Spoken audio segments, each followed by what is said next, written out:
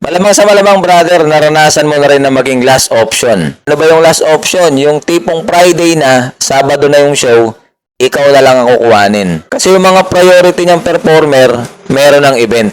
Last option ka. Sa totoo lang, ang dating niyan, Brad, parang wala kang kwentang mag-show. Malamang sa malamang, naranasan mo na rin yan. Ang sakit sa damdamin, di ba? Minsan, lulunukin mo na lang yung pride mo. Magandang araw sa inyo, mga brother, and welcome sa another video ng Magic na Walang Daya.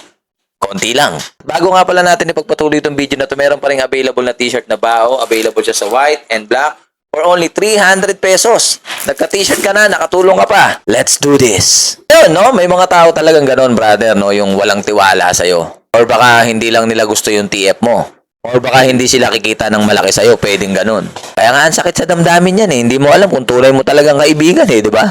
May mga kasamahan naman tayo mga magician, performer, didikit sa malakas. Ay inaakala nila, lalakas din sila. So pag napapansin nila na hindi sila lumalakas, puta lalayo. Aling salita, brother, kung nasa ng pupo, nandun ang langaw. Diba? Maraming ganun. Meron pa nga mga pangyayari eh. Pag charity show, ikaw yung naiisip. Pag libreng show, ikaw ang unang pumapasok sa isip nila. Ay putya, kuhanin mo si ano, libre lang, charity show, sabi mo charity show. Okay lang sana yung brother kung paminsan-minsan. Putya kung madalas, Diyos ko po di ba, parang ano yun? So ano yun, Brad, yung mga props mo, hiningi mo lang, nilimos mo lang, di ba hindi? Pinaka-the best talagang gawin, magpakadalubhasa ka kung ano man yung ginagawa mo ngayon eh. Paulit-ulit mo lang siyang gawin, Brad, hanggang sa ma-master mo, para maipakita mo sa kanila na puta, hindi ako libre, hindi ako charity show, no? May bitaw ako, may tira ako, parang ganun lang, brother. Eto pa, mga brother, may mga kamag-anak tayo, dahil komo kamag-anak, gagawin kang libre. Diba? Magic mo naman yung pamangkin mo. Sagot ko na spaghetti mo tsaka pansit. Nang inangayop na yan, spaghetti, pansit. Diyos ko po, Rude. Hindi ganun yun. Kasi pinaghihirapan mo yan, ginagasosan mo. Tapos libre show ka. Pucha, ano yan? Maliban na lang, brother, kung ikaw yung nagboluntaryo. Pucha, ang hirap sa iba eh. Puta, kukonsensyahin ka pa eh. Parang obligasyon mo na mag-perform na libre sa kanila eh, no? Pare, tropa naman, kumpare naman. Sige na, gin bilog oh. Yung mga ganong tao, brother, dapat yun inuunawa. At kailangan, brother, meron kang isang desisyon. Desisyon na dapat hindi mo pagsisihan. Alam mo kung ano yun? Tanggihan mo. Huwag mong ibigay yung sarili mo na libre. Hindi ka libre, bro. Magaling ka, may tira ka. Naniniwala ako sa'yo. Dapat maniwala ka din sa sarili mo. Kasi pag hindi ka naniwala sa sarili mo, lalong wala kang mapapala. Tandaan nyo to, mga brother. Hindi ko mo maraming props, magaling mag-show. Merong mga magician, merong mga performer, maraming props, bobo mag-show. Pero namang kaunti lang ang props, napakagaling mag-perform. Maraming ganon. So, ibig sabihin niyan, brother, binabagayan kasi yan. Baka hindi naman bagay sa iyo yung maraming props. Or baka bagay naman sa iyo yung maraming props. Pwedeng ganon. Sabi nga ni Lou Hilario dati, the Dean of Philippine Magic, no? Marap ka sa salamin, tapos tingnan mo yung pagkatao mo, isipin mong mabuti kung para saan ka.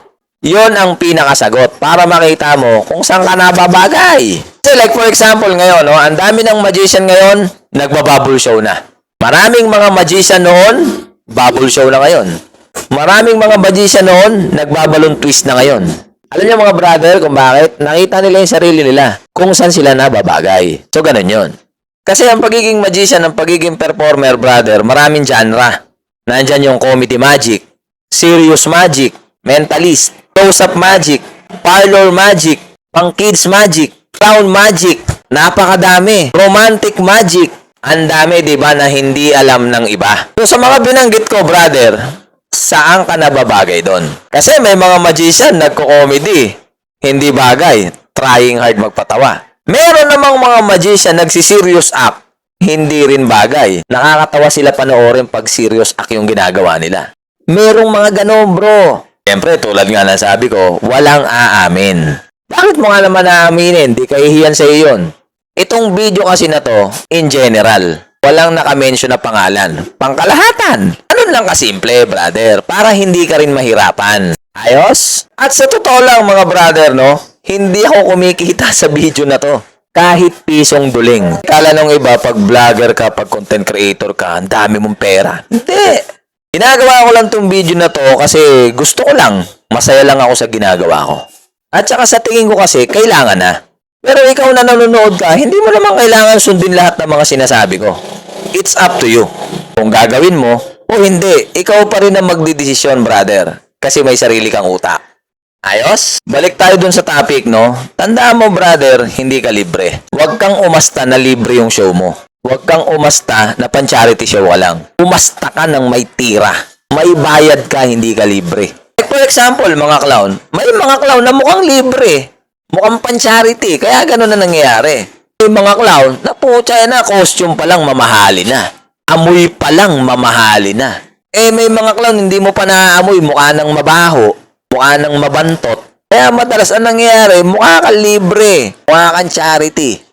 Kaya nga brother, panahon na para ayusin mo na yung sarili mo. Dapat nga napapansin mo na yan eh. Bago-bago. And sana itong mga video na ginagawa ko, makatulong sa karir mo sa pagiging performer mo.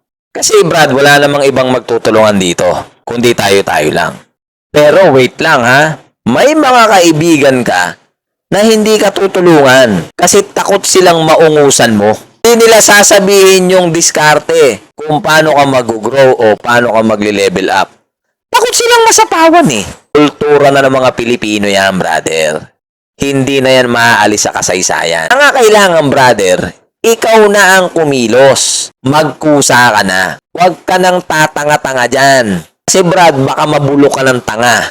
Mahirap yun, bro. Marami ako nakikita, brother, na magician noon na malalakas ang show, ang daming pera, pero ngayon, wala na. Ang dahilan kasi noon, brother, hindi nila naalagaan yun. Kumbaga, Brad, tapon lang sila ng tapon. Wala silang pinanghawakan. Ang ending, pagtanda nila, wala. Nga. Gusto mo bang mangyari sa iyo, brother? Kaya pag meron kang mga kaibigan na ginagawa kang last option, much better tanggihan mo. Kung kaya mo. Ikaw, Brad, tatanungin kita. Pang last option ka ba? Pang charity show ba yung show mo? Gusto mo ba libre? Ayan yung pinupunto rito, brother. Ngayon, para hindi ka magmukhang libre, para hindi ka magmukhang charity, gawan mo na ng paraan, Brad. Huwag na bukas. Ngayon na mismo. Ikaw lang ang makakatulong sa sarili mo. At baka itong video na to, konti lang. Maraming salamat sa panonood ng video na to. At kung mahilig ka sa mga ganitong topic, sa mga ganitong content, pwede mo kong i-like, i-share, and i-follow na rin. Ako to si Jeffrey De Los Reyes at ito ang magic na walang daya. Konti lang. Woohoo!